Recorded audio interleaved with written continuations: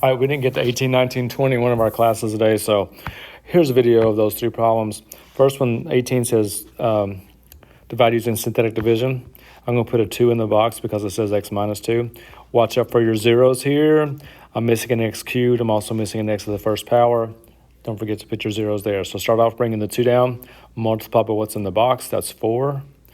That's a 4. Add, multiply, add, multiply, add, multiply, add. Now, one thing people have been doing lately is don't forget to write your answer. Okay, that's great division. Remember, we're going to start our quotient, our answer, with one less degree than what we started. So I'm going to make my solution be 2x cubed plus 4x squared. I'm getting these numbers from here, plus 11x plus 22, and then 43 is the remainder. Remember, we put 43 over the divisor, x minus 2, and there you go. Number 5, sorry, 5, what am I talking about? I see number 5. 19. 19, I'm going to start off by factoring that denominator. That's x plus 3, x minus 3. That's also going to be the common denominator. So I'm going to multiply every single term by the common denominator. That first one, this one,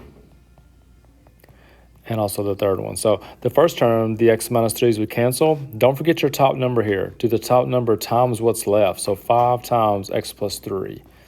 The second one, the x plus 3's cancel. That leaves a 3 times x minus 3. And then the last one, everything cancels. Okay, so that just leaves a negative 2 on the top.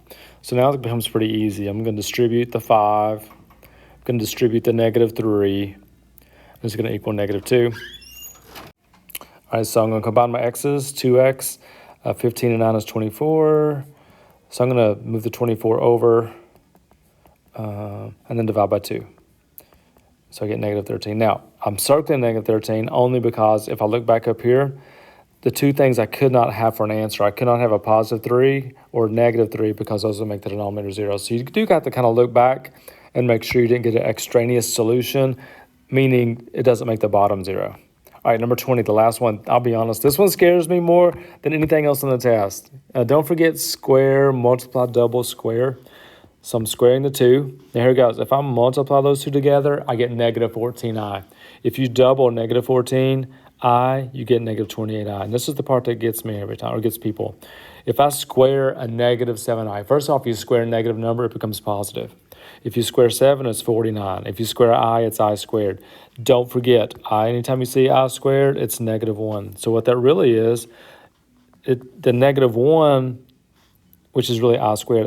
The I squared being negative 1 changes the 49 to minus 49. So it gives me a positive 4 and a negative 49. That's negative 45 and minus 28i. And there you have it. All right. Hope that helps. Study hard. You got a long weekend coming up, prom, etc. Okay, so see you tomorrow.